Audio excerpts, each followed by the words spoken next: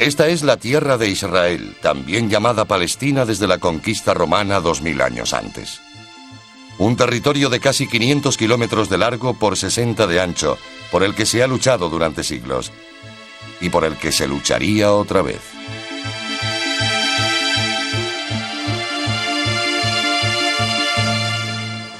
La partición daba a los judíos de Palestina un pequeño estado en la tierra de Israel. Áreas de población predominantemente árabe se convertirían en parte del Estado árabe, incluyendo la mayor parte de Galilea. Zonas de mayoría judía seguirían siendo judías, incluso el Negev. Jerusalén, en el centro del mapa, sería internacionalizado.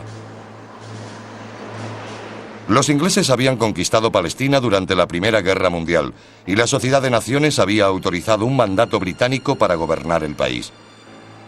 Palestina no parecía un territorio bajo mandato, sino parte del Imperio Británico, un imperio bajo estado de sitio después de la Segunda Guerra Mundial, con los pueblos luchando por su independencia.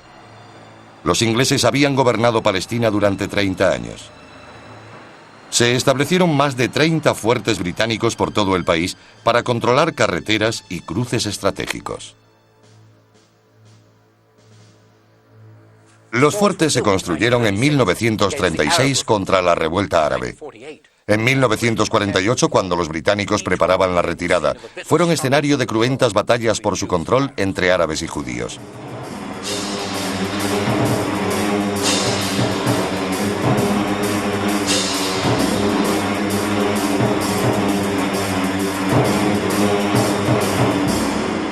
Este fuerte de Getzer estaba localizado cerca del ferrocarril que cruza el río Jordán, que unía Palestina con Transjordania y Siria. Este era el fuerte policial de Latrun, en el centro del país, que dominaba la entrada al desfiladero que conducía a Jerusalén desde la llanura costera. La población judía de Palestina era de solo 600.000 personas cuando comenzó la Guerra de la Independencia. Pero de esa pequeña comunidad surgió un grupo de personajes de excepcional valor. Era una generación de la que se esperaban granjeros y agricultores, pero se hicieron líderes en una serie de tumultuosos acontecimientos. David Ben Gurión era el jefe de la agencia judía y llegó a ser primer ministro de Israel. Yigal Allon era un audaz comandante militar, un israelí nativo. Su colega Isaac Rabin también era israelí. Yigal Yadin fue un admirable estratega que se convirtió en jefe del Estado Mayor y más tarde en famoso arqueólogo. Moshe Dayan también dejó huella en la Guerra de la Independencia israelí. Fue soldado y hombre de Estado. Menachem Begin fue el cabecilla del Irgun, empeñado en la causa de la soberanía judía de todo el territorio, no de la partición. Los judíos de Israel estaban divididos en una serie de ejércitos o agrupaciones militares. Todos ellos habían sido clandestinos durante el mandato británico, entrenados a escondidas de la policía inglesa. La Haganá era el más fuerte de los ejércitos anteriores al Estado. Dependía del jefe de la agencia judía, David Ben Gurión.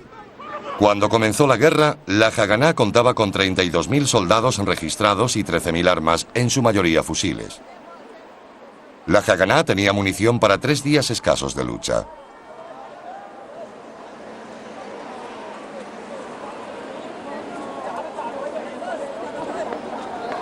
El Palmaj era una unidad de comandos de élite que reclutaba a sus miembros en las cooperativas agrícolas o kibutzim. También era parte de la Haganá, pero tenía un mando semi-independiente. En vísperas de la guerra, el Palmaj tenía 3.000 combatientes en sus filas. El Etzel o Irgun era una fuerza de extrema derecha, implicada en acciones terroristas contra británicos y árabes. Contaba con unos 2.000 hombres.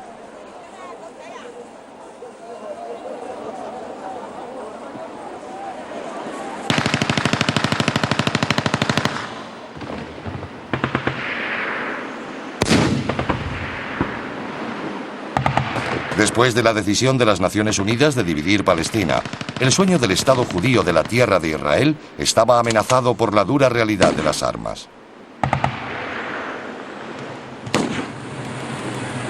3 días después de que francotiradores árabes atacaran un autobús civil en la costa mediterránea matando a 5 judíos, los árabes asaltaron el centro comercial judío en Jerusalén a las afueras de la puerta de la antigua Jaffa, provocando el caos y la destrucción y reduciéndolo a cenizas. No hubo muertos, pero la población judía quedó conmocionada. En Jerusalén, las comunidades árabes y judías estaban a punto de entrar en guerra. Las patrullas británicas pretendían asegurar la paz y el orden. Mientras tanto, los ingleses formulaban planes secretos para su salida del país.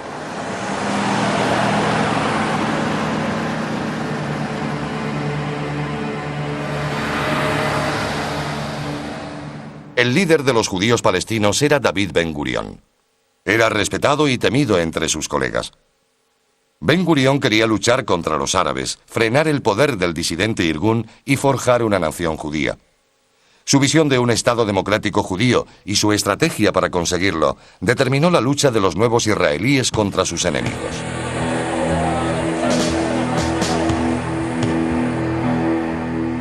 Según los patrones militares convencionales, algunas de las decisiones de Ben Gurión resultaron insólitas. Estaba decidido a proteger Jerusalén, símbolo histórico y religioso del Estado y la nación judía, y a hacerlo contra la opinión militar. La ciudad estaba lejos de la llanura costera, sujeta al asedio árabe y muy difícil de defender. Ben Gurión también se había comprometido a defender todos los asentamientos judíos.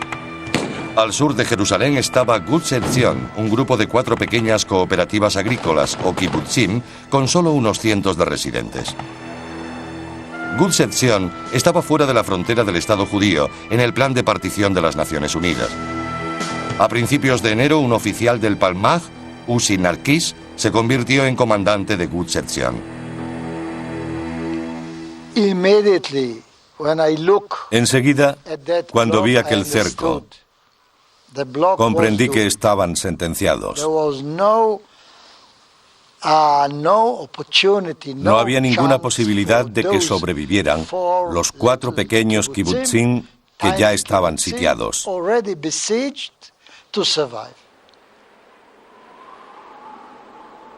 Los convoyes procedentes de Jerusalén debían cruzar una serie de pueblos y carreteras controladas por los árabes. A los pocos días de la llegada de Narkis, los habitantes de los pueblos vecinos atacaron el asentamiento.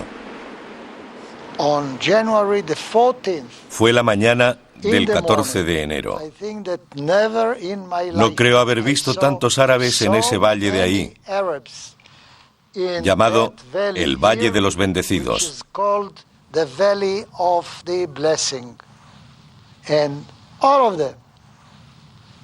Cientos, miles de ellos se movían lentamente hacia Kfar Etzion. Narkis recibió un mensaje por radio de un kibutz cercano de que los árabes habían parado a desayunar antes del asalto. Esa pausa le dio la oportunidad perfecta y autorizó el ataque.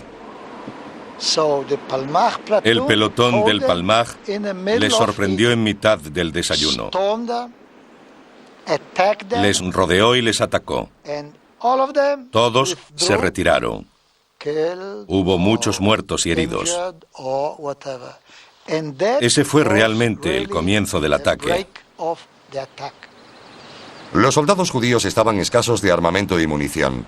Narkis solicitó ayuda al centro de mando del Palmaj en el kibutz Ma'ale HaHamisha. Se autorizó una misión especial. El 15 de enero por la noche, 35 hombres, incluyendo muchos estudiantes de la Universidad Hebrea, se dirigieron a pie por las colinas para llevar refuerzos a los defensores de Etzion. No tenían radio. Un árabe con el que se encontraron les indicó mal y movilizó a los lugareños contra ellos. Murieron los 35.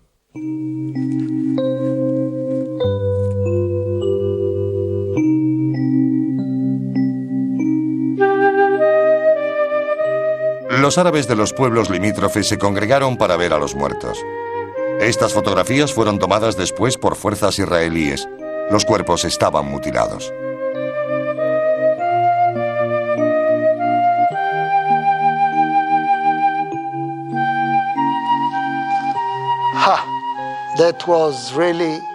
Fue muy duro.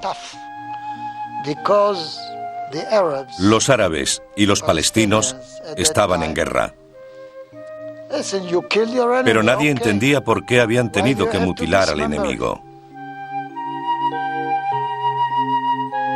La matanza de 35 hombres llevó a los hogares la realidad de una guerra sucia con los judíos palestinos. El entierro fue lúgubre. Las imágenes de los cuerpos mutilados no fueron mostradas al público. El jefe civil del kibutz, Fared Zion, era David Ben David. Fue un golpe muy duro. Temíamos que el destino de esos 35 hombres pudiera ser también el nuestro. Había muchas opiniones. Algunos eran fuertes, otros no lo éramos tanto.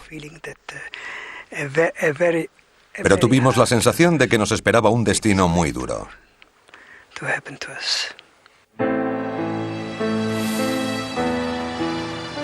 En febrero, quizá por primera y única vez, Ben Gurión autorizó una retirada de un asentamiento. Esta es la colonia juvenil de Ben Shemen, situada cerca de la ciudad árabe de Lod y fuera del Estado judío, según la partición de las Naciones Unidas. Este documento, inédito hasta hoy, fue tomado por uno de los profesores de Ben Shemen y guardado en un cajón durante 50 años. Los jóvenes eran supervivientes del Holocausto. Soldados británicos y de la Haganá los acompañaron. Viajaron a Far Bitkin, un pueblo de la costa mediterránea en territorio judío, donde esperaban encontrar refugio.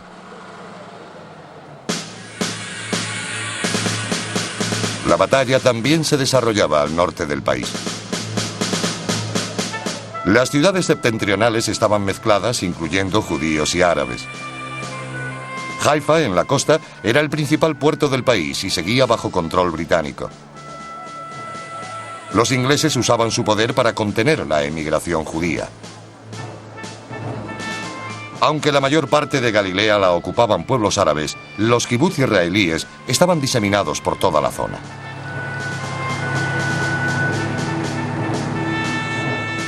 Un ejército de liberación árabe operaba con el respaldo del ejército sirio. Controlaba las llanuras del norte.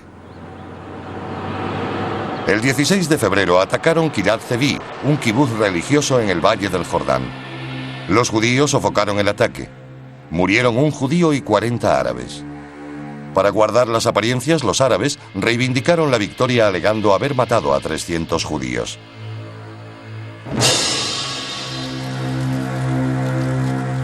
En Jerusalén también había un frente abierto. El 22 de febrero hubo una gran explosión en la calle Ben Yehuda. 47 judíos murieron y 130 resultaron heridos. Los judíos se enfurecieron. Sospechaban la implicación de desertores del ejército británico que ayudaban a los árabes a colocar bombas. El 11 de marzo hubo otra explosión, esta en un edificio de la agencia judía en el centro de Jerusalén, de hecho, la sede del gobierno judío. Un antiguo empleado árabe del consulado de los Estados Unidos dejó un coche bomba en la entrada. La explosión mató a 12 judíos.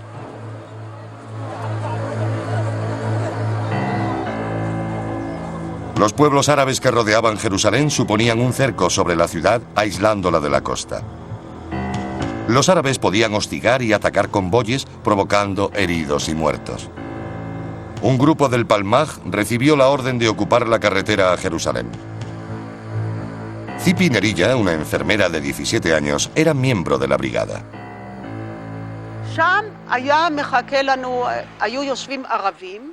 Los árabes esperaron allí, en esa colina de abetos. Habían informado a los pueblos de la zona de nuestra llegada, entre ellos a Bet Mahsur, a Saris y a otros pueblos árabes. Esperaron arriba hasta que aparecimos. Entonces bajaron hasta la carretera disparando a los neumáticos. Se convirtió en un combate cuerpo a cuerpo porque caían sobre nuestros convoyes. Cada intento era una aventura desesperada. Detuvieron a unos cuantos convoyes, saqueándolos y matando a sus ocupantes. Murieron muchos judíos. Algunos lograron pasar. El mito y la leyenda crecieron mientras se intensificaba la batalla.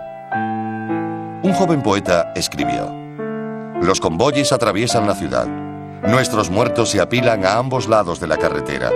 El esqueleto de hierro está tan mudo como mi amigo Bab el Wad. Recordad siempre nuestros nombres. Bab el-Quad, en la carretera a la ciudad.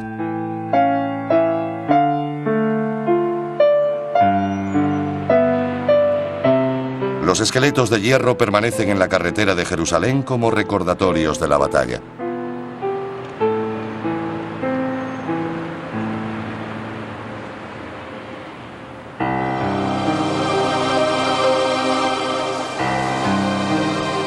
Después de la Segunda Guerra Mundial, los judíos europeos habían intentado desesperadamente entrar en Palestina, pero se veían bloqueados por las restricciones británicas.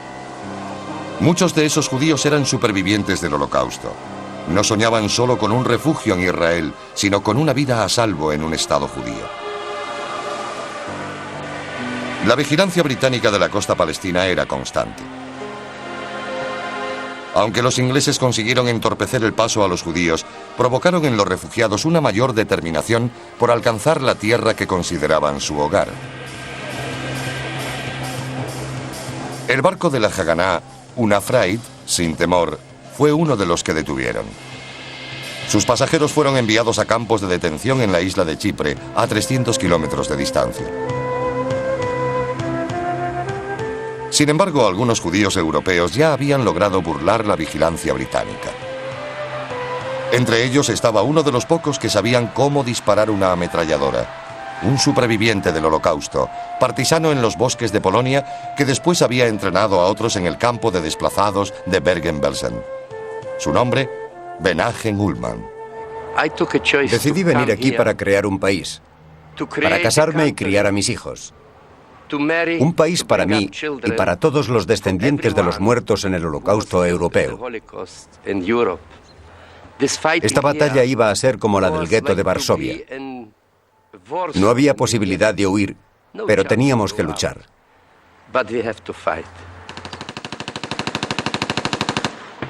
Abril de 1948 sería conocido como el mes cruel, un mes que determinaría el rumbo de la guerra. Dentro de Jerusalén se luchaba por el control de cada barrio. Había victorias judías, pero también muchas bajas. Se estrechaba el cerco árabe a Jerusalén. Los judíos de la ciudad apenas tenían algo para comer o beber. Cada gota de agua era un bien preciado. Se estimó que solo había alimentos para 2 semanas.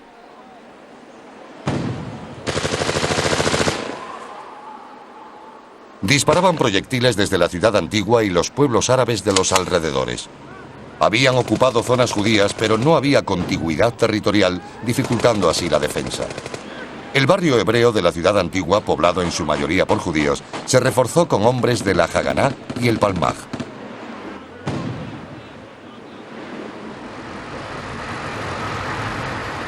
En el extrarradio de Jerusalén, pobladores y tropas irregulares árabes rodeaban la ciudad, asaltando los convoyes de abastecimiento. Los judíos sufrieron terribles pérdidas. Menahem Ullmann fue testigo presencial. Tengo recuerdos de muertos, de vivos, de sacrificio, patriotismo, de gente unida, preparada para cualquier eventualidad.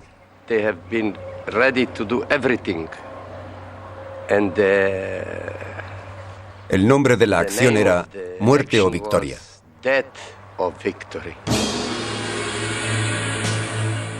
A principios de abril, el Palmaj, emplazado en las colinas, planeaba un ataque para liberar el pasillo de Jerusalén y permitir el abastecimiento a la ciudad.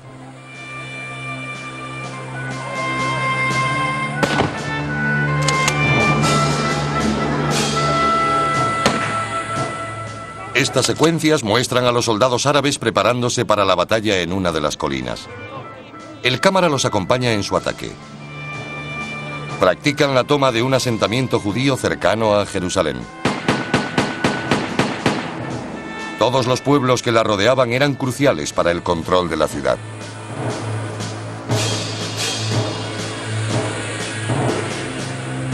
A pocos kilómetros de las afueras de Jerusalén se levanta esta gran colina que domina toda Judea hasta el mar Mediterráneo.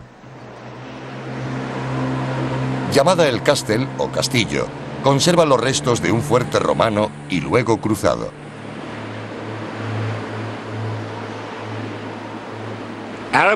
El control árabe de esta colina aisló el Jerusalén judío de la costa. El 3 de abril, fuerzas judías tomaron la colina. Pero tras 6 días de combate, fueron rechazados.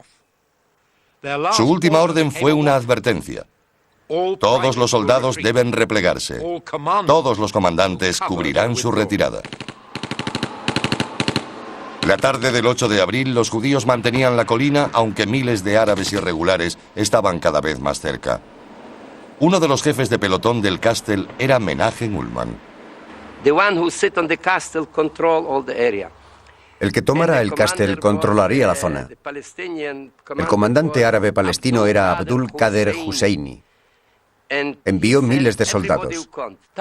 En el último ataque llegaron hasta la cerca porque nos estábamos quedando sin munición. Antes de llegar ya creían estar dentro, pero entonces nosotros les hicimos retroceder. Media hora después llegó un jeep de las Naciones Unidas. Quería ver a nuestro comandante. Nos dijo, no sabéis a quién habéis matado. Abdul Qader Husseini estaba muerto allí, en la carretera.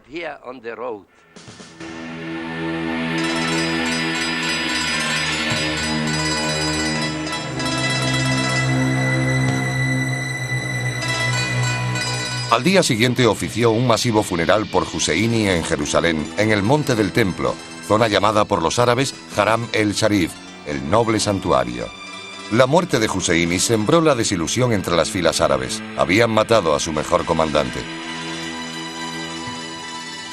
El mismo día del entierro, el 10 de abril, los árabes se enfrentaron a otro desastre de profundos efectos políticos.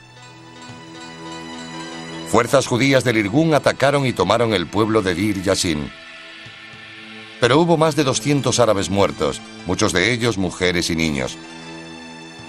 El mando judío estaba aterrorizado y negó su implicación en el ataque. Los árabes abandonaron sus hogares y huyeron con la esperanza de regresar después, tras el ejército árabe conquistador.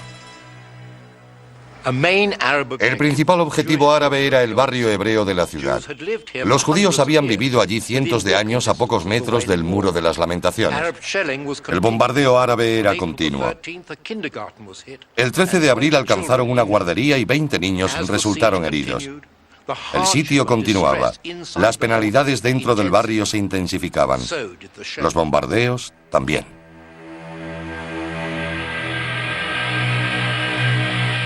El Hospital Hadassah en el monte Scopus, junto al Monte de los Olivos y la Universidad Hebrea, estaba conectado con el resto del Jerusalén judío por una estrecha carretera que cruzaba el barrio árabe. Hadassah era el principal hospital judío de Jerusalén. Amparado por una organización de mujeres americanas, atendía tanto a judíos como árabes, pero no había inmunidad para la violencia. El 14 de abril un convoy judío recorría esta carretera. Transportaba médicos, enfermeras, suministros médicos y pacientes al hospital Hadassah. Pistoleros árabes abrieron fuego inmovilizando la columna. Mataron a 77 judíos. Una joven americana escribió en su diario: todo Jerusalén vaga preguntándose, ¿habrá un final para todo esto? En el norte del país, las colinas de Galilea eran tan fértiles a mediados de abril de 1948 como hoy. Los agricultores, árabes y judíos, querían recoger sus cosechas antes de que estallaran hostilidades a mayor escala. Los ingleses tenían previsto evacuar las comisarías de la zona, pero no se ponían de acuerdo en la fecha. Mientras los árabes planeaban su ataque, las reuniones de emergencia se repetían en el kibutz. Ben Gurión dio la orden de proteger todos los asentamientos judíos. El 15 de abril, a pesar de la violencia de los ataques árabes, no habían perdido ningún asentamiento judío. El 15 de abril, los ingleses evacuaron los fuertes de Safed y Nevi Yucha, puntos estratégicos para controlar la Galilea oriental.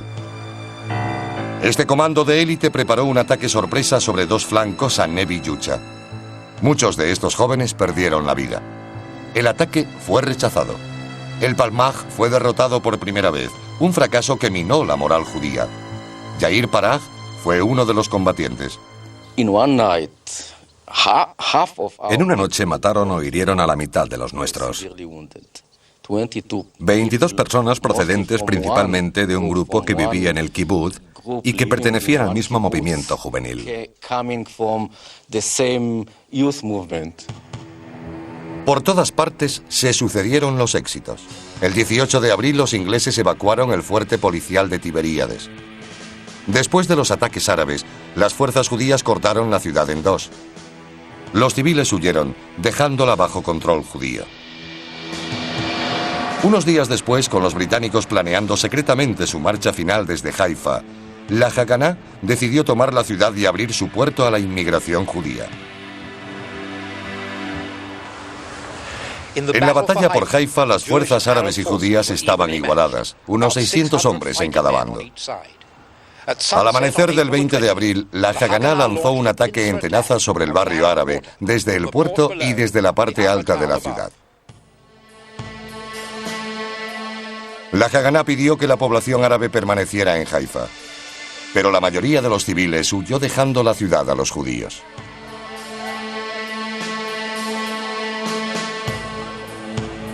La lucha fue encarnizada.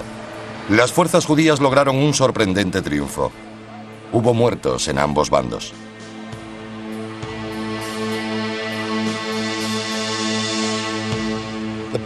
La batalla terminó el 22 de abril con victoria judía. Cuando los jefes árabes abandonaron Haifa, dijeron a los judíos: "No os reconocemos y regresaremos cuando ya no estéis aquí".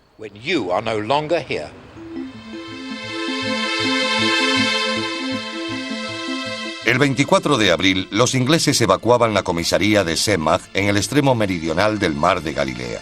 Los judíos se hicieron con ella. Unos días después, a escasos kilómetros al sur, el escenario de la batalla sería el fuerte policial cerca del kibutz Getzer. Mientras lo evacuaban los ingleses, los judíos del kibutz Getzer tomaron el fuerte. Getzer significa puente, y 3 puentes cruzaban el río Jordán, uno de ellos de la época romana. El ferrocarril Haifa-Damasco cruzaba el puente turco. La estación de ferrocarril cercana y los puentes eran puntos estratégicos que controlaban el cruce entre Transjordania y Palestina. De repente, el 27 de abril, la Legión Árabe Jordana, un ejército regular bien armado y entrenado por los británicos, apareció en la orilla jordana del río. Los jóvenes y mujeres de Getzer, que apenas superaban los 30 años de edad, tenían un entrenamiento militar limitado. Los niños del kibutz ya habían sido evacuados. En una reunión se decidió que un miembro de cada pareja con hijos huyera del lugar por su seguridad. Entre ellos estaba Dubi Bar. Decidimos que uno de los padres de cada familia con hijos debería irse para que los niños no se quedaran huérfanos de los 2 padres. En todo caso, solo de uno. Decidimos que sería mejor que se fuera la madre. Pero en algunos casos, la madre era más importante para la defensa del lugar que el padre. La decisión fue que el miembro más importante para la defensa del lugar se quedara aquí. Enfrentándose a una decidida resistencia, la Legión Árabe se replegó. Las fuerzas de la Legión Árabe de Getzer fueron transferidas al frente de Jerusalén. Las escaramuzas por toda la ciudad ya habían decidido el perfil de los barrios de Jerusalén. Los judíos, desprovistos de alimentos y munición, decidieron continuar el ataque para conectar los barrios judíos. El 29 de abril, fuerzas judías atacaron el barrio de Katamon.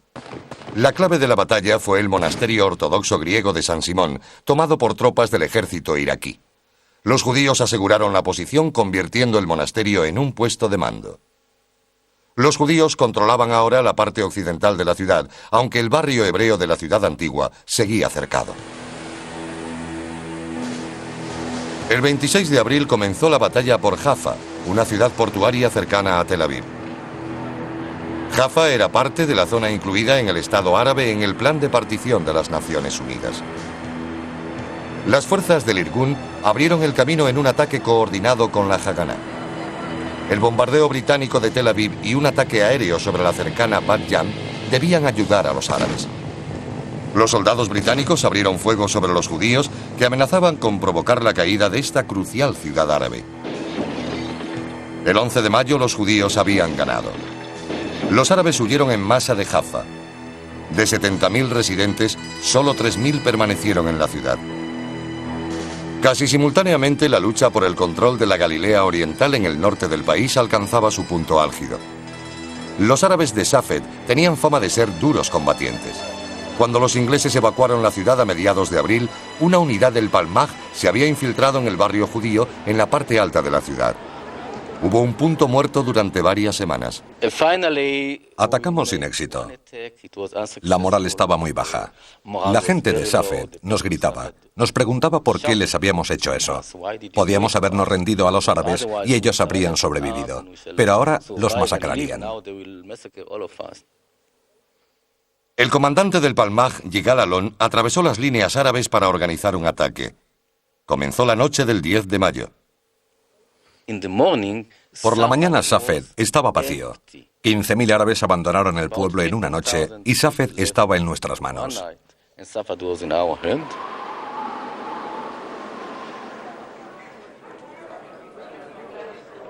En Tel Aviv, los dirigentes judíos estaban cada vez más decididos a declarar un Estado. Temían una invasión del ejército regular árabe. Había una posibilidad para detener la masacre: convencer al rey de Transjordania, Abdullah, para que se retirara de la coalición de ejércitos árabes. Ben Gurión designó a Golda Meir como emisaria secreta. Se infiltró con un pequeño grupo a través de territorio controlado por árabes. Hicieron muchos esfuerzos de última hora para evitar la guerra. El 10 de mayo Golda Meir llegó al río Jordán y, disfrazada de árabe, cruzó el río para reunirse con el rey Abdullah en su palacio de verano de Chunek. El rey dijo que no habría guerra si los judíos accedían a no declarar el Estado y detenían toda futura inmigración judía. Era inaceptable. Decenas de miles de supervivientes del Holocausto esperaban entrar en Palestina. Si Su Majestad quiere la guerra, dijo Golda Meir, habrá guerra. Y añadió, quizá volvamos a encontrarnos pronto, después del establecimiento del Estado.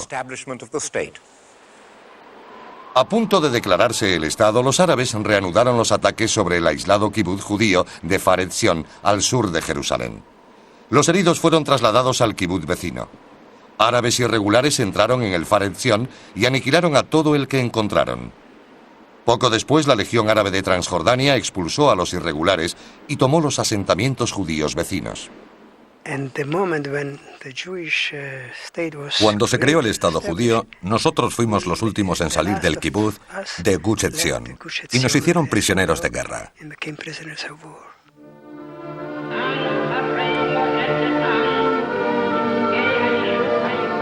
El 14 de mayo de 1948, Israel se convirtió en Estado. Ahora había una soberanía judía sobre parte de Israel, después de 2000 años de diáspora. La felicidad recorría las calles de Tel Aviv y Jerusalén. La alegría del presente ocultaba los peligros futuros.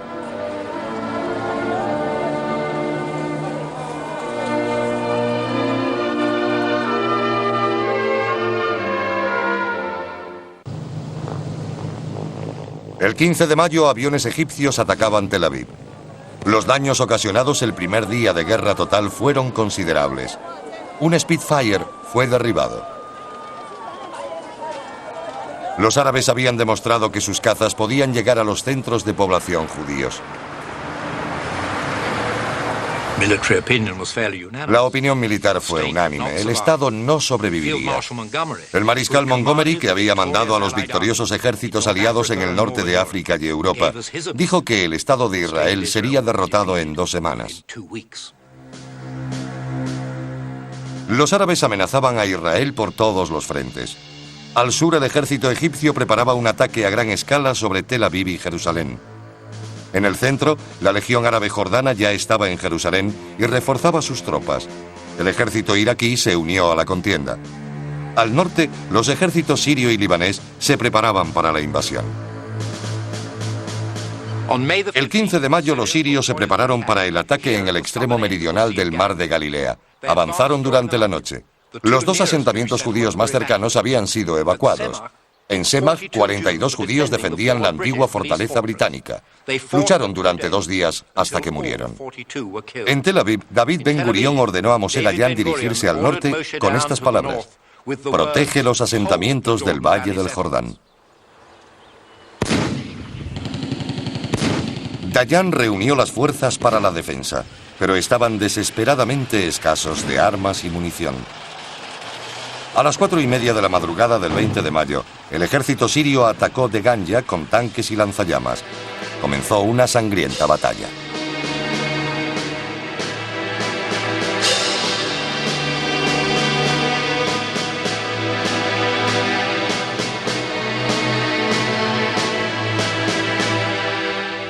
Los sirios estaban a punto de vencer cuando, a mediodía, 2 piezas de artillería israelí que acababan de llegar al puerto de Tel Aviv abrieron fuego. El efecto fue inmediato tanto física como psicológicamente. Los sirios se retiraron. Deganya se había salvado. Un sentimiento de alivio recorrió el nuevo estado. Los ejércitos regulares árabes podían ser derrotados. Israel podía sobrevivir. Las piezas de artillería eran de fabricación francesa. El mando septentrional del Haganá solo tenía 2 y demostraron ser de un gran valor.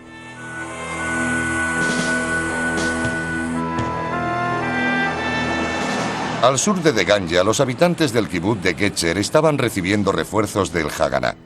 Habían pasado 2 semanas entrenándose. Tenían más armas y munición que antes. Pero confirmando sus peores miedos, una fuerza del ejército iraquí apareció en la orilla jordana del río, donde la legión árabe había acampado 2 semanas antes.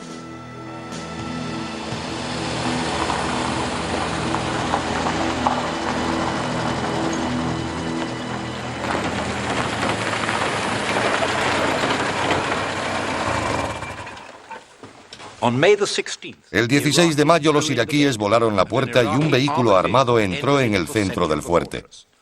Fue rápidamente destruido por los israelíes. El fuerte de Getzer estuvo sitiado durante 7 días.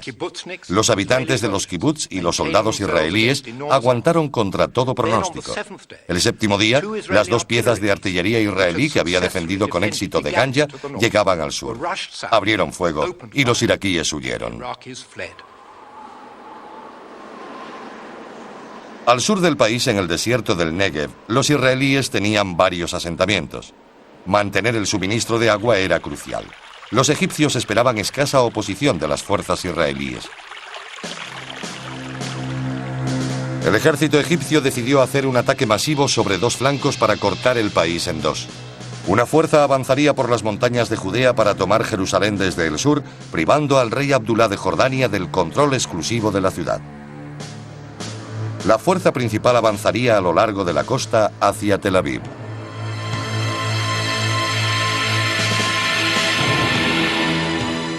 Esta recreación del campo de batalla recuerda a los 100 hombres y mujeres que aguantaron heroicamente el ataque de las fuerzas egipcias durante 5 días.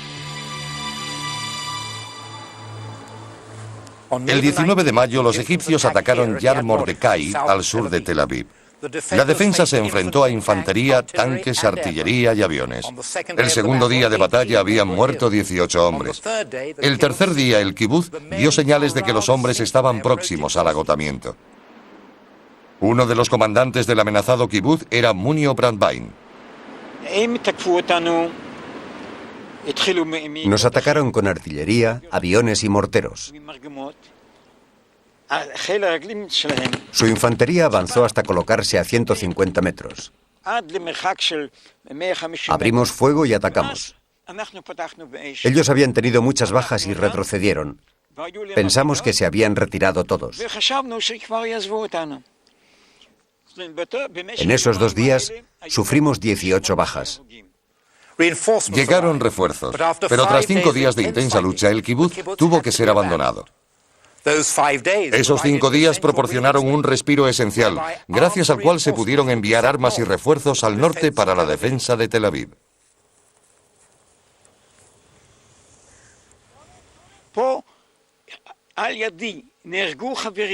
Murieron amigos, gente con la que había crecido, a la que conocía desde mi juventud. Sus hijos y mis hijos habían jugado en la misma habitación. Era un problema espiritual. ¿Cómo podíamos soportar lo que estaba ocurriendo?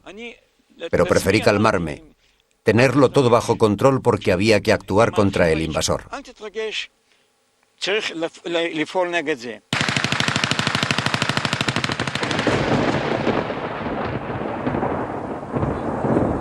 Los egipcios creyeron que la conquista de Yad Mordecai sería una gran victoria. Su ejército preparó una película de propaganda para mostrar su hazaña. Fue un simulacro. En el kibutz, los egipcios preparaban una repetición de la acción. Las únicas escenas reales de la batalla fueron estas, filmadas en el establo del kibutz. Los productores egipcios mostraron los cadáveres de las vacas que habían matado sus soldados. La bandera egipcia ondeaba sobre el kibutz de Yad Mordecai. En Jerusalén había continuas escaramuzas. Ben Gurión estaba decidido a proteger la ciudad, pero Jerusalén seguía aislada de la costa y la comida escaseaba. Cuando un convoy pudo entrar con alimentos y municiones, el júbilo se extendió por toda la ciudad. No estaba claro que los israelíes pudieran defender la ciudad nueva, y mucho menos su barrio en la parte antigua. El 27 de mayo la ciudad antigua cayó. Fue un trágico final para una historia de valor y esperanza.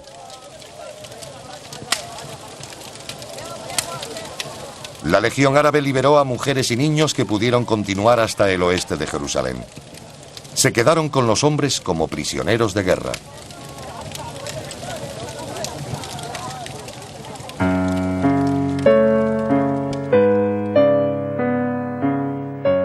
Esther Kylingol, una religiosa inglesa, fue una de las combatientes judías. Fue alcanzada por un proyectil jordano el último día de la batalla. Cuando el barrio judío se rindió, los soldados jordanos la llevaron, herida pero aún con vida, al cercano monasterio armenio. En su lecho de muerte, rehusó un cigarrillo. Era el Sabbat y estaba prohibido fumar. Había escrito a sus padres unos días antes: «Os escribo para pediros que pase lo que pase, os lo toméis con el mismo espíritu que me lo tomo yo. No me arrepiento de nada. Hemos librado una gran batalla. He probado lo que es el infierno, pero ha merecido la pena porque estoy convencida de que al final disfrutaremos de un Estado judío y veremos colmados nuestros deseos.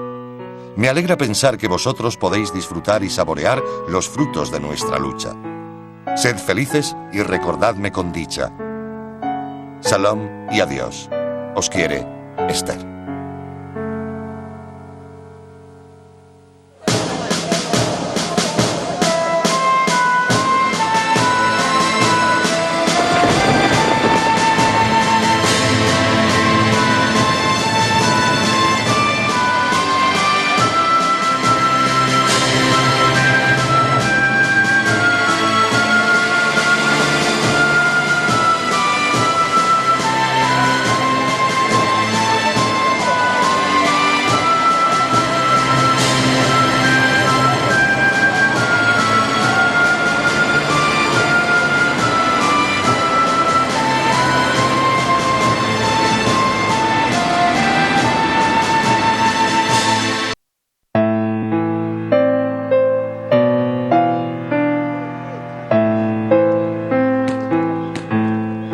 La Guerra de la Independencia de Israel fue obra de jóvenes conscientes de una historia especial.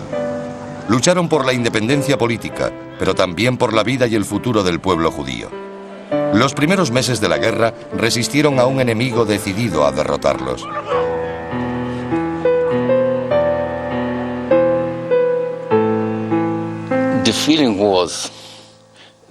Había una sensación generalizada de que se libraba una guerra terminal.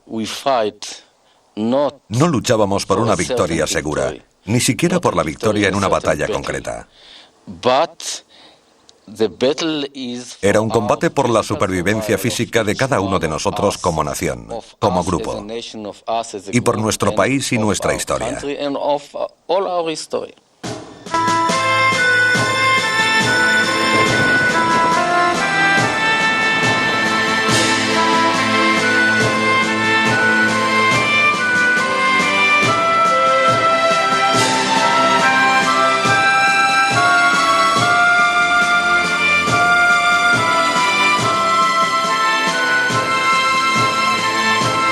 Israel, el nacimiento de una nación. Segunda parte. Finales de mayo de 1948, la independencia judía ya era un hecho. En opinión de la joven británica Esther Kyle Ingold, tanto se interfieren como si nos ayudan con nuestras dificultades, nosotros sabemos que venceremos. Había una gran confianza, pero la batalla se libraba en todo el país. Durante varias semanas de dura lucha, el nuevo Israel se había defendido de 5 ejércitos árabes y había conseguido aplastantes victorias. Gran parte de Galilea estaba en manos israelíes, desde Tiberíades en el este hasta Haifa en el oeste. Al sur del país habían detenido el avance egipcio a escasa distancia de Tel Aviv, aunque sus fuerzas ocupaban el norte de Negev y tenían capacidad ofensiva. En el centro, la Legión Árabe conservaba la mayor parte de lo que hoy conocemos como Cisjordania. El rey Abdullah esperaba anexionarla a Transjordania. La parte occidental de la ciudad de Jerusalén seguía siendo judía, pero estaba sitiada. El barrio hebreo de la ciudad antigua, incluyendo el Muro de las Lamentaciones, el lugar más sagrado del judaísmo, estaba en manos árabes. El mayor obstáculo para abrir el sector occidental de Jerusalén era este fuerte en Latrun. Controlaba el desfiladero de entrada a la ciudad. Si no se abría la carretera a Jerusalén, la zona judía seguiría siendo vulnerable. Ben Gurión decidió utilizar todos los recursos disponibles para tomar Latrun. Menachem Ullman fue jefe de pelotón en los combates. Adorábamos a Ben Gurión, pero a veces no era demasiado profesional. Dio la orden de utilizar a la gente que procedía de los campos de concentración del Holocausto para atacar Latrun desde Tel Aviv.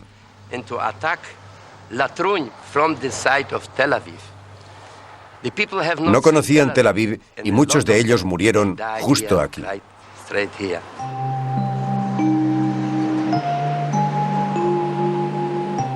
Había sido un día abrasador. La munición escaseaba entre las fuerzas atacantes y muchos ni siquiera tenían botellas de agua. En el primer ataque sobre Latrun murieron más de 100 judíos. Israel sufrió el mayor número de bajas en una batalla. Muchos de los muertos eran supervivientes del Holocausto, sin familiares que lloraran su muerte. El asedio a Jerusalén se intensificaba y parecía obligado un segundo ataque a Latrun. Se lanzó el 30 de mayo. La orden era expulsar a la Legión Árabe del fuerte. 8 carros blindados israelíes tomaron parte en el ataque y llegaron a las murallas del fuerte, pero fueron rechazados por una intensa lluvia de fuego. Sally Ganor, superviviente del Holocausto en Lituania, fue uno de los combatientes. El problema era abrir la enorme puerta. Era muy pesada. Cuando lo consiguiéramos, entraría la infantería. Nos acercamos mucho, nos quedamos a pocos metros. No había nadie detrás de nosotros. Empezaron a dispararnos desde todos los vanos de la fortaleza. La Legión Árabe protegía el fuerte y los israelíes se vieron obligados a retirarse. La carretera a Jerusalén seguía bloqueada. El ejército israelí estaba al borde del agotamiento. Tenía que intentarlo de otra manera. Y la encontraron por casualidad.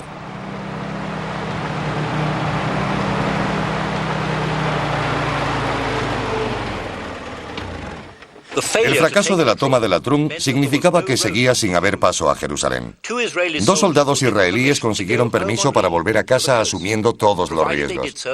Ellos descubrieron la ruta. El 1 de junio, un pelotón israelí seguido de un jeep usó la carretera por primera vez. La ruta pasaba por tierra de nadie entre los 2 ejércitos, paralela a la carretera. Porteadores y mulas debían transportar las provisiones hasta Jerusalén. Se decidió construir una carretera para el paso de camiones. La construcción de la carretera de Birmania, llamada así en honor a la ruta de abastecimiento de la Segunda Guerra Mundial de la India a China, puso fin al cerco de Jerusalén. Ahora, nada podía evitar que las provisiones llegaran a la ciudad.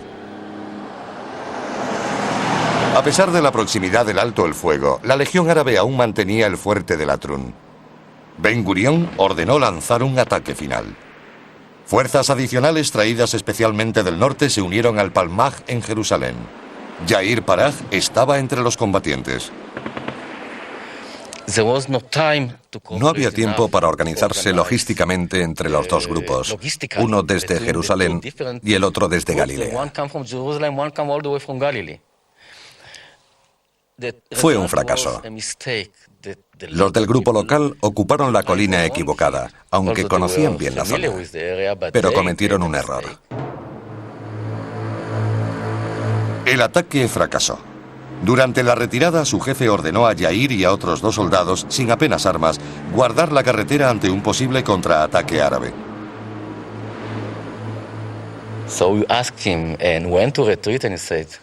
Le preguntamos cuándo retirarnos, pero no nos contestó. Tampoco nos dijo en qué dirección. Entonces entendimos que nos quedaríamos allí para siempre.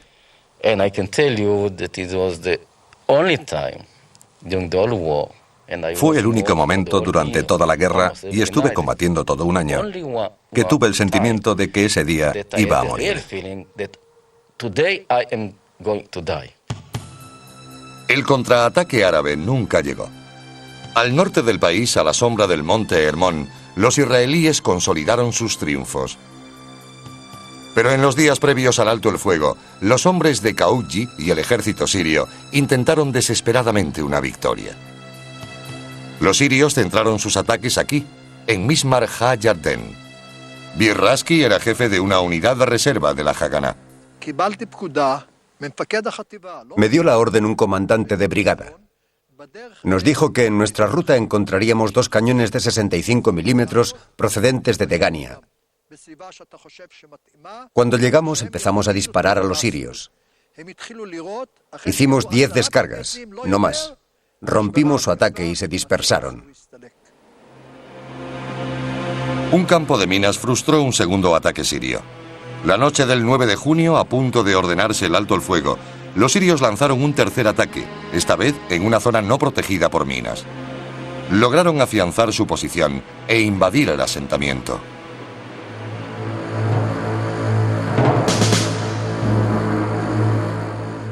El 10 de junio se acordó el alto el fuego.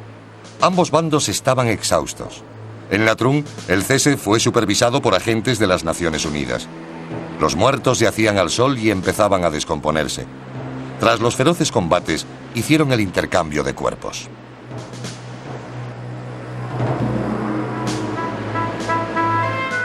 En un mes de lucha continua contra ejércitos regulares, Israel había perdido 1.100 soldados y civiles, una grave pérdida para un país joven. Pero también se extendía una sensación de euforia. Ya no parecía probable ni posible que los árabes pudieran destruir el Estado de Israel o borrarlo del mapa de Oriente Próximo. En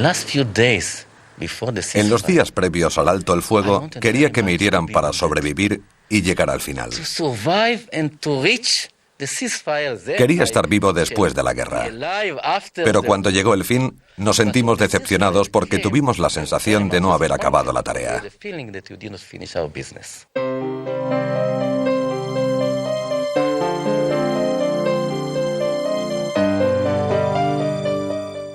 El comandante israelí declaró: "El primer alto el fuego nos viene como llovido del cielo". Los soldados se reunieron con sus familiares, amigos y seres queridos por primera vez en muchos meses.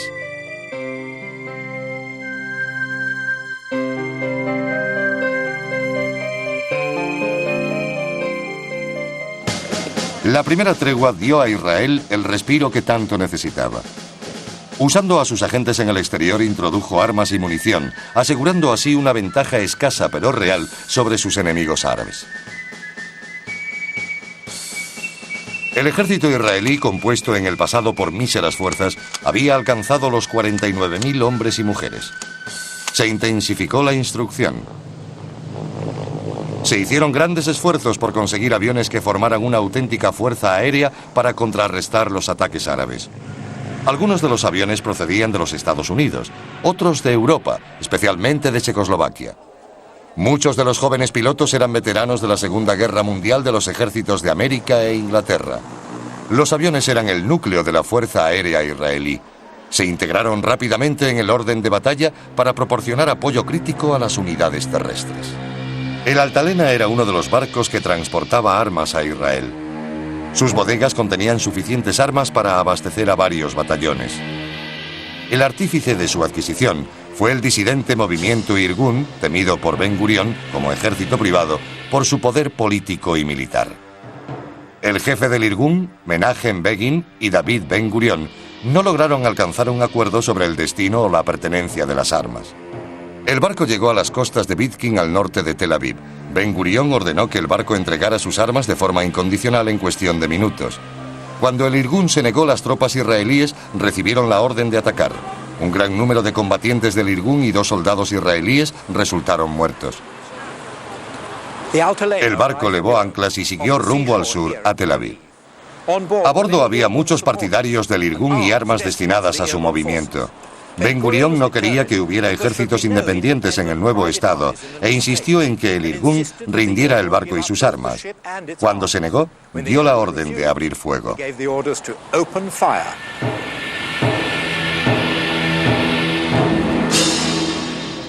El incidente del Altalena amenazó al joven estado con una guerra civil. Uno de los mejores comandantes del ejército, Isaac Rabin, desempeñaba el cargo de primer ministro. Judíos contra judíos y valiosas armas perdidas en las aguas del mar Mediterráneo. Al final del día, Ben Gurión se hizo con la victoria, unificando al ejército bajo un único e indiscutible mando, aunque se había arriesgado a dividir la nación. Los cabecillas del Irgun, incluido Begin, asistieron al entierro de sus compañeros. La tregua duró hasta el 9 de julio.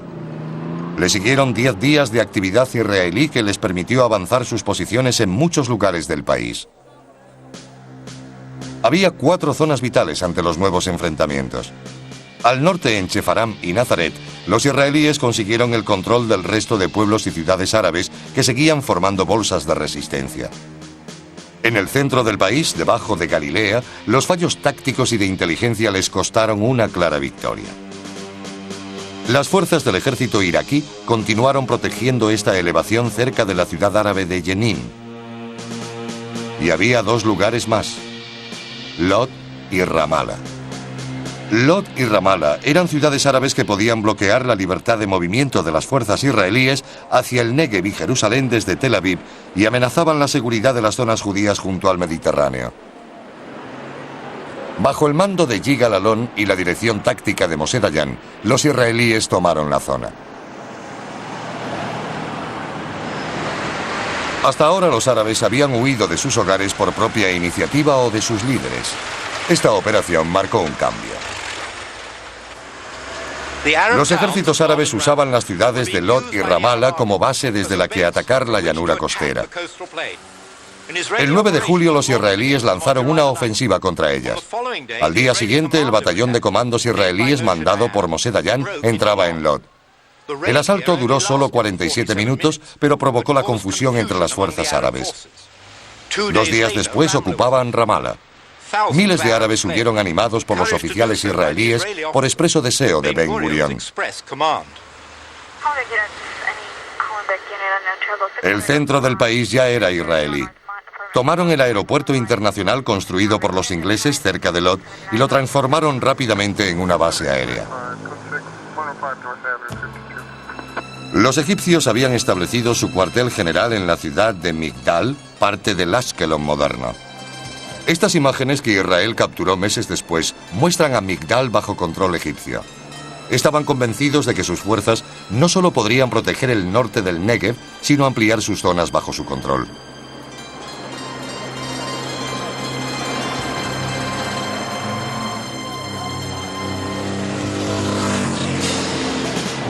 Entre las posiciones de los egipcios estaban los antiguos puestos británicos de Irak el Manchía y este de Irak Suidán. El fuerte de Irak Suidán aseguraba las posiciones egipcias en el norte del Negev, zonas que serían conocidas como la Bolsa de Faluya. El 12 de julio, fuerzas egipcias del Irak Suidán atacaban el kibutz Nekba, a solo 3 kilómetros. Le siguió una dura lucha. Cientos de kibutzim repelieron el ataque, rompiendo la ofensiva.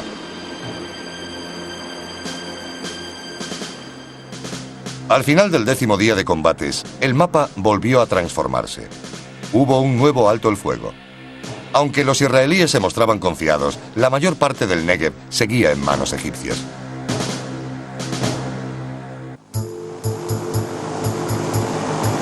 Las Naciones Unidas buscaban una solución política que estabilizara la situación. Eligieron como emisario a Folke Bernadotte, un distinguido conde sueco que había ayudado a los refugiados judíos durante la Segunda Guerra Mundial. Bernadotte recorrió las zonas en conflicto y formuló un compromiso que la mayoría de los judíos interpretó como proárabe. Su plan, bien recibido por egipcios e ingleses, dejaría el desierto del Negev en manos árabes, no israelíes, como formulaba el plan original de partición de las Naciones Unidas.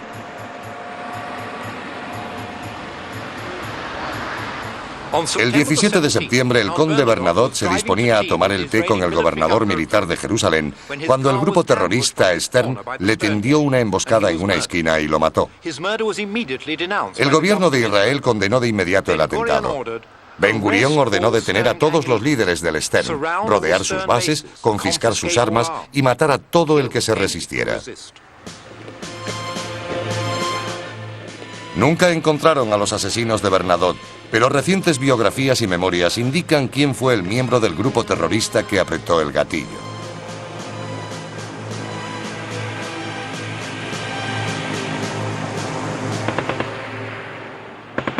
La guerra se reanudó el 15 de octubre. Los israelíes estaban desesperados por liberar el Negev. Hicieron un plan de ataque contra las fuerzas egipcias. Estas tropas estaban especialmente adaptadas a luchar desde posiciones fijas. El fuerte de Irak Suidán fue testigo de 7 batallas entre ambos bandos. Muchos israelíes perdieron la vida en estos ataques frontales. Finalmente evitaron las posiciones egipcias y el 21 de octubre lanzaron un ataque sobre la capital del Negev, la ciudad bíblica de Beersheba. Tomar Beersheba fue relativamente fácil y no sé por qué. Quizá porque los egipcios perdieron su espíritu de lucha.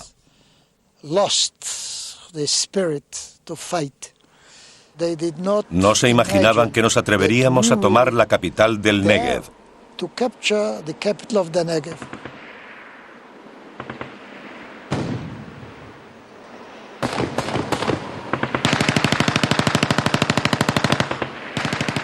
Después de un intercambio de disparos, los egipcios del fuerte se rindieron. También tomaron la cercana mezquita.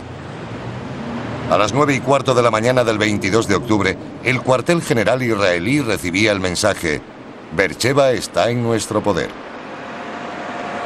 A las 3 de la tarde se ordenó un nuevo alto el fuego general. Los israelíes habían tomado un territorio considerable. Habían liberado el kibbutz Yad Mordecai y sus residentes volvían a sus hogares. Fue un regreso sombrío. Durante 5 largos meses el kibbutz había estado bajo control militar egipcio. Había sido destruido en su mayor parte. La primera tarea fue la de enterrar adecuadamente a los que habían caído. Después, iniciaron la reconstrucción de sus hogares.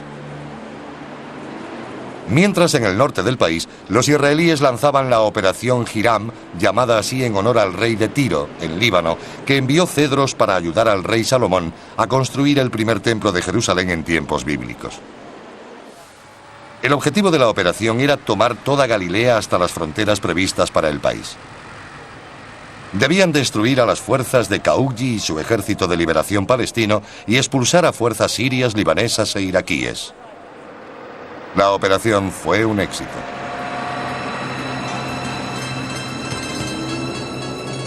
El ejército de Kaugji fue derrotado. Se aprehendieron 1.500 fusiles y además muchas ametralladoras, armas antitanque y alimentos. Los árabes de Galilea decidieron quedarse en sus pueblos. Se rindieron y muchos dieron la bienvenida a los israelíes. El ejército judío pretendía mantener relaciones pacíficas con los pobladores árabes de todas las zonas controladas. Las unidades del ejército recogían armas y munición del enemigo. Era el comienzo de una nueva era. El Estado de Israel prometió igualdad de derechos a todos sus ciudadanos, entre los que ya se encontraban los árabes. Pero en la práctica no siempre fue así. Después de la guerra, los pueblos árabes quedaron bajo control militar israelí, una situación que duró más de una década.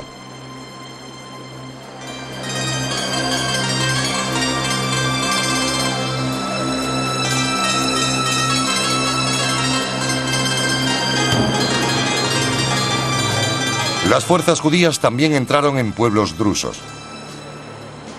Estos tenían su propia religión, una rama del Islam. Muchos drusos ya habían decidido aliarse con los judíos y habían servido con su ejército durante la lucha. Se unieron a esa alianza y sus habitantes se convirtieron en ciudadanos del Estado de Israel.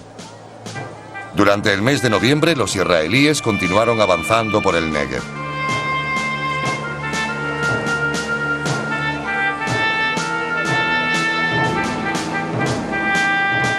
La brigada Givati formó una unidad de caballería que recorrió el desierto, tomando territorios que eran impenetrables para las unidades motorizadas.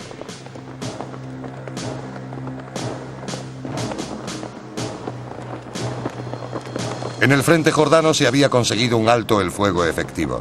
Israel vio una oportunidad en la obstinación egipcia, cuyas autoridades intentaban ocultar su débil posición a su pueblo, temerosas de las críticas y el descontento interno.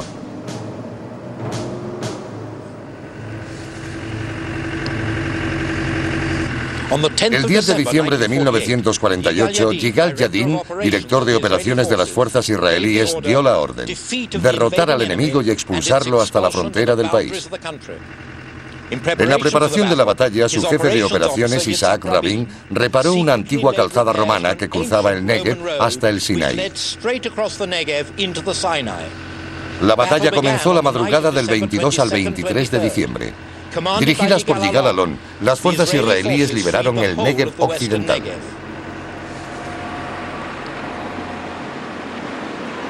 El objetivo de la operación no era solo tomar el territorio, sino obligar a los egipcios a negociar un armisticio.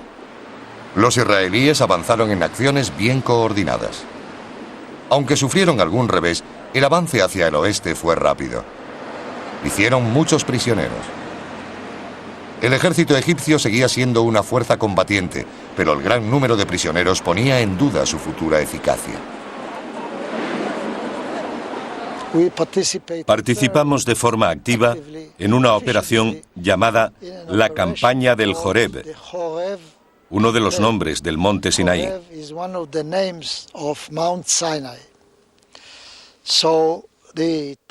El objetivo de esta operación era expulsar al ejército egipcio de la frontera reconocida de Palestina.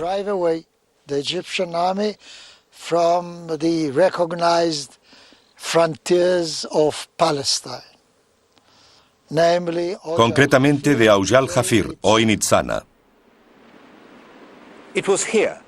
Fue aquí, en Nitzana, el 27 de diciembre de 1948, donde tuvo lugar la crucial batalla por el control del Negev occidental.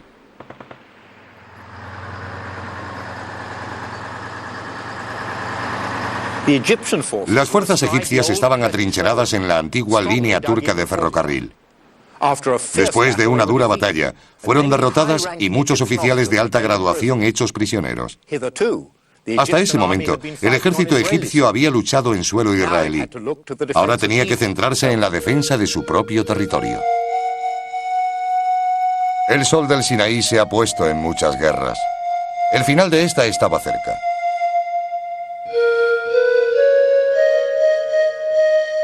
Con la ruta hacia el desierto del Sinaí abierta, Israel quería asegurarse los mejores términos para la paz. Casi inmediatamente el general Yigal Alon ordenó a sus tropas entrar en el Sinaí. Avanzaron a toda velocidad, amenazando con aislar al ejército enemigo en Gaza. Egipto ya estaba preparado para mantener conversaciones con Israel, aunque no mientras las tropas israelíes permanecieran en su territorio. Los ingleses enviaron 5 aviones en ayuda de Egipto para reconocer las posiciones israelíes en el Sinaí. Israel logró derribarlos. Una increíble hazaña militar para la joven fuerza aérea del país y una humillación para Gran Bretaña. Este hecho solo aumentó la presión política sobre Israel. Ben Gurión, bajo coacción inglesa y norteamericana, ordenó la retirada de sus tropas. Los soldados israelíes ya estaban en El Arish, en el norte del Sinaí, cuando recibieron la orden. El general Yigal Allon y su segundo, Isaac Rabin, no estaban satisfechos. Pensaban que Israel podía negociar la paz con Egipto antes de abandonar el Sinaí. Israel se retiró. A los pocos días comenzaron las conversaciones del armisticio en la isla de Rodas, en el Mediterráneo. Las conversaciones estuvieron presididas por un delegado de las Naciones Unidas, Ralph Bunche. La atmósfera inicial era gélida. Aunque los egipcios accedieron finalmente a estar en la misma habitación, se negaron a hablar directamente con los israelíes. Walter Eitan era el jefe de la delegación israelí. Los egipcios se dirigían exclusivamente a Bunche como si nosotros no estuviéramos allí. Pero nosotros sí estábamos interesados en incluirlos. Se mantuvo esa distancia artificial hasta que un miembro de nuestra delegación, no recuerdo quién, dijo algo que ofendió mucho a los egipcios. Se volvieron a él y le dijeron: no tiene derecho a decir algo así. Entonces se dieron cuenta de que habían hablado directamente a nuestra delegación. Eran humanos, y cuando oyeron algo que les molestó, reaccionaron directamente. Entonces se rompió el hielo.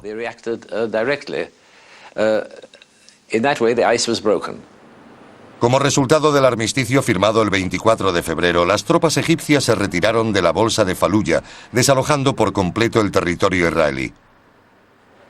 El general egipcio Said Taha, apodado el Tigre sudanés, había luchado con honor y era respetado por los israelíes. El nuevo estado conseguía el norte del Negev sin más combates. Como parte del acuerdo, Egipto mantuvo el control de la franja de Gaza, donde había muchos refugiados palestinos.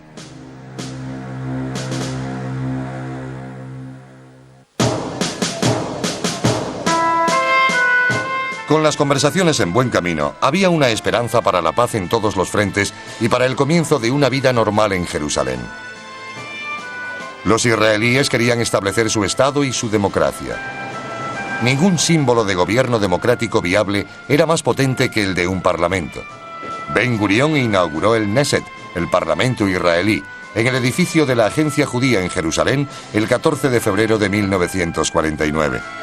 El edificio había sido parcialmente destruido por un terrorista árabe un año antes.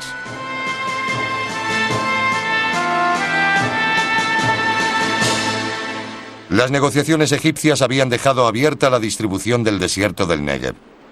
Las conversaciones con los gobiernos libanés y transjordanos se iniciaron el 1 de marzo. Los jordanos pensaban reclamar el Negev. Los israelíes lo querían para sí, como estaba propuesto en el plan de partición de las Naciones Unidas. La última operación israelí se produjo el 5 de marzo de 1949. Avanzando al sur a través del desierto del Negev, dos unidades israelíes compitieron por alcanzar la cabeza del Golfo de Aqaba y el antiguo fuerte británico de Eilat, a 240 kilómetros. Esta filmación fue hecha por cámaras del ejército israelí. Las fuerzas judías siguieron dos rutas distintas por el Negev. Ambas brigadas tenían órdenes de evitar el combate con fuerzas enemigas. Exploradores aéreos y terrestres establecieron la localización de puestos avanzados árabes. Los israelíes avanzaron rápidamente a través del espectacular paisaje del desierto. La brigada del Negev llegó a Eilat a las 3 de la tarde del 10 de marzo. No encontraron resistencia. No había bandera israelí. Improvisaron la que pasaría a ser conocida como la bandera de tinta, una bandera pintada solo con tinta. El cuartel general recibió un mensaje. Las brigadas del Palmaj, Negev y el Golani entregan el Golfo de Eilat al Estado de Israel. Mientras continuaban las negociaciones con Jordania, se marcaban las fronteras en la zona de Jerusalén. Algunos pensaron que las conversaciones no prosperarían. El rey Abdullah mantuvo una delegación en Rodas, pero decidió llevar la negociación él mismo en Transjordania. Recibimos un mensaje del rey Abdullah de Jordania, el abuelo del actual rey. Quería negociar los términos del armisticio en persona. En otras palabras, no quería que su delegación en Rodas negociara los detalles del acuerdo.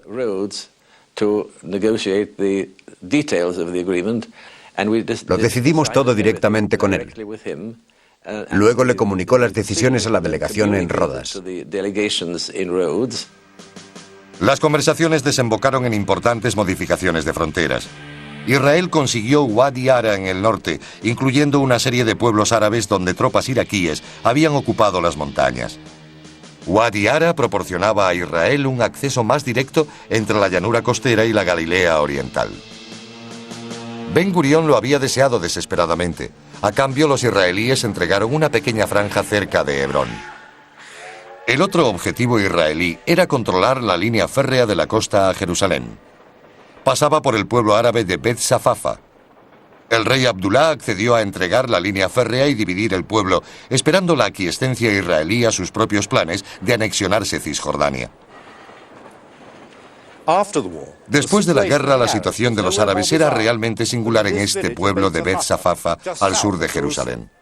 Por el armisticio, esta vía y esa parte del pueblo a mi derecha pasaron a manos de Israel, la parte izquierda a Jordania. Los vagones europeos llevaban un letrero: no sacar la cabeza de la ventanilla. Los israelíes hicieron una broma. Los vagones de esta línea tienen un letrero: no sacar la cabeza del Estado. Mientras, se habían abierto las puertas del país.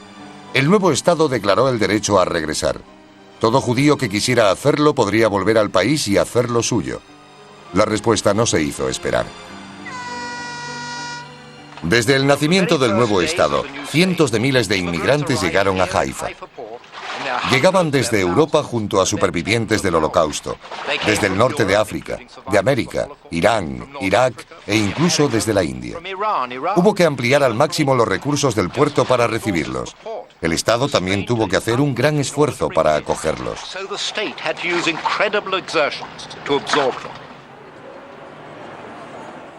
Una vez finalizada la guerra, los israelíes debían pensar en desmovilizar y crear un ejército adecuado para defender el Estado. El armamento enviado durante la guerra era suficiente para un ejército en tiempos de paz. Ahora había miles de soldados preparados.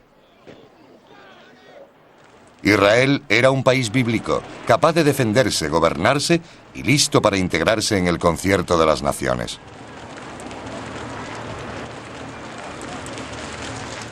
Las fuerzas de defensa israelíes se habían curtido en combate, pero el jefe del Estado Mayor, Yigal Yadin, se dio cuenta de que necesitaría un ejército permanente para defender el nuevo Estado.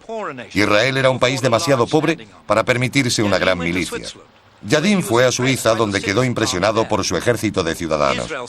Sin embargo, el ejército de Israel estaba basado en el servicio militar obligatorio y en un creciente número de reservistas.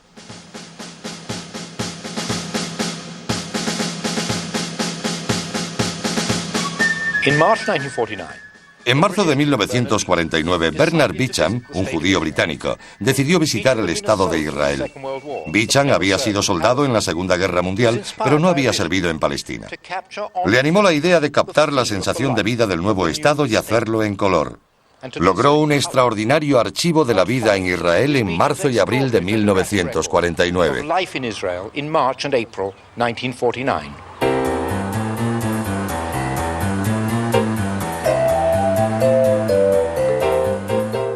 Este era el aeropuerto de Lod. Muchos años y restauraciones después sería conocido como el Aeropuerto Internacional Ben Gurión.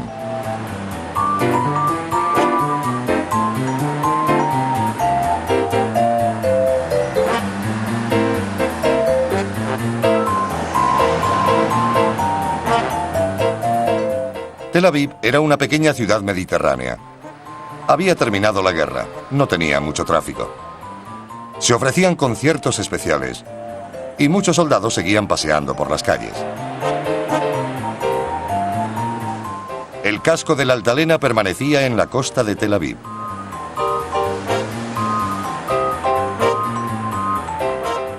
Y este es Bernard Beecham, el exsoldado británico, el desenfadado fotógrafo de los primeros días de Israel.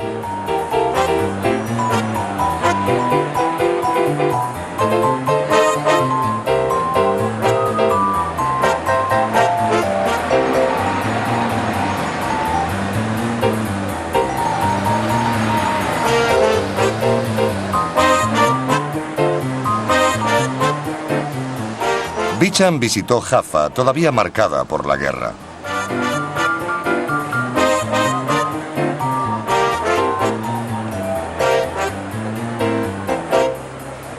Esta es la estación central de autobuses de Herzliya, al norte de Tel Aviv.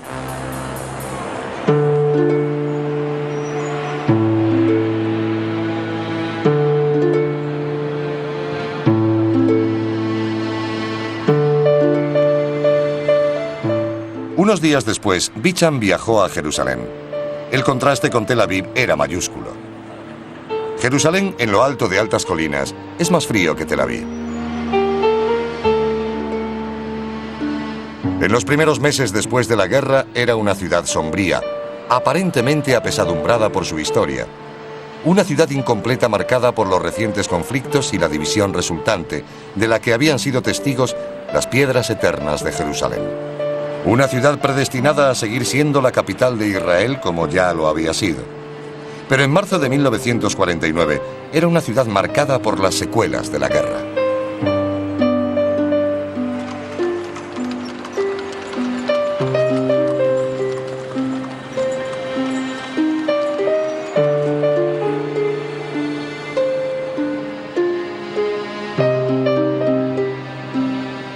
Las cámaras de Bicham rebasaron las murallas de la división para documentar de lejos el lado jordano de la ciudad, que albergaba muchos lugares sagrados, incluyendo el barrio hebreo y el Muro de las Lamentaciones, el lugar más sagrado del judaísmo. Los israelíes no podían visitarlo por la prohibición jordana.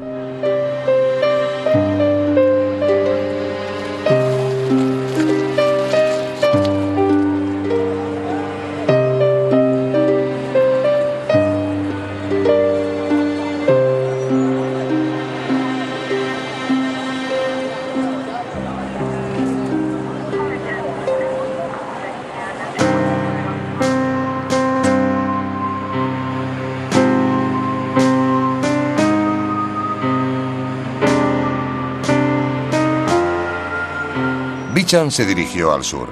En la frontera Irak-Sudán vio los restos de la guerra. Visitó el cercano kibutz de Nekba, que tan valientemente resistió los avances egipcios.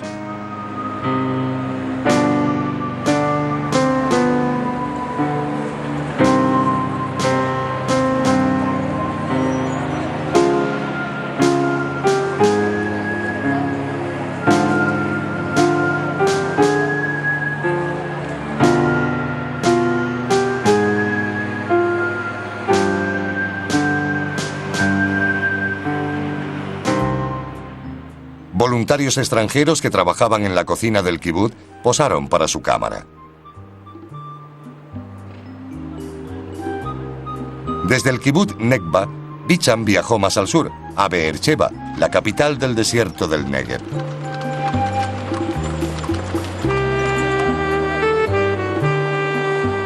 Había recordatorios de la guerra por todas partes. Los soldados beduinos ahora servían en el ejército israelí.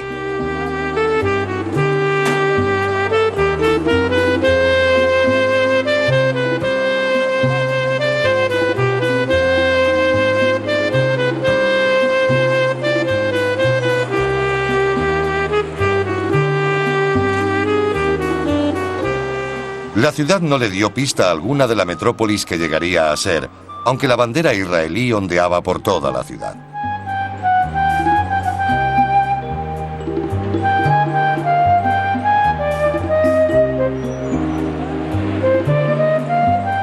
Los beduinos que deambulaban por el desierto del Negev seguían acudiendo a Beersheba a tomar café y a vender sus mercancías.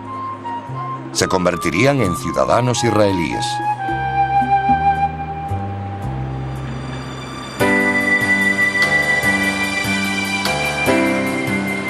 Después viajó al norte. Se detuvo en un kibutz del Valle del Jordán llamado Asdod Jacob. El kibutz era una floreciente empresa.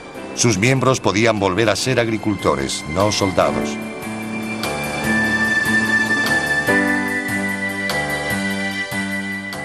Bicham llegó a la ciudad de Tiberíades desde el extremo sur de Kinneret, el mar de Galilea.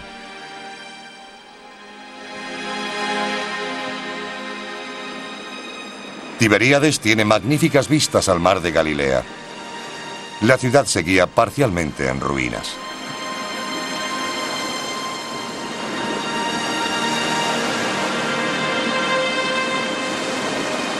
Había rótulos advirtiendo del peligro de las minas, recordatorios de la guerra por todas partes.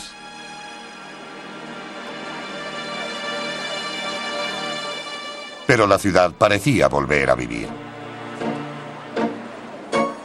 La sensación de vida renovada se respiraba en todas partes.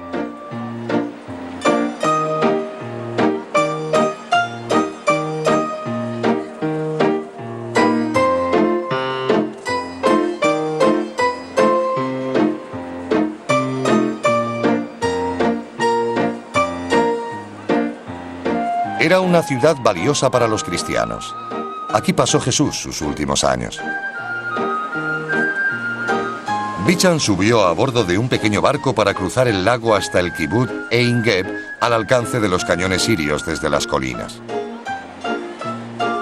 Las negociaciones con los sirios aún no habían comenzado, pero las armas estaban mudas. También aquí volvía a empezar la vida.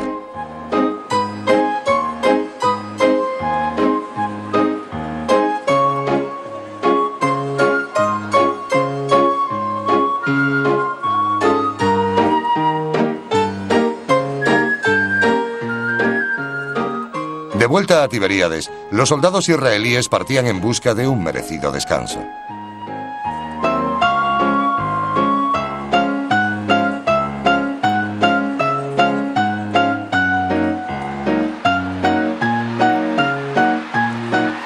Era abril de 1949. Los jóvenes de Israel destacaban por su espontaneidad.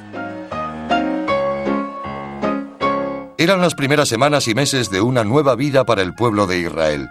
Sobre el mar de Galilea surgió el arco iris.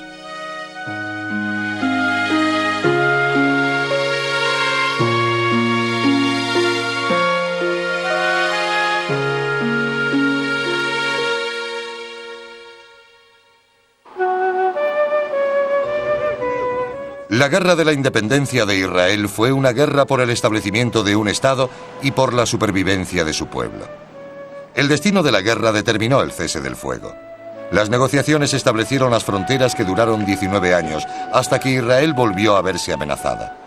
Los que lucharon en esta guerra la recuerdan como el periodo más dramático e importante de sus vidas, una contribución a su pueblo y su futuro. El Estado de Israel ya estaba establecido. 6.000 judíos habían muerto en la guerra de la independencia, el 1% de la población. Ahora ofrecía un rayo de esperanza. Después de un gran sufrimiento, hay una nueva vida. El pueblo de Israel había regresado a la tierra que lo vio nacer.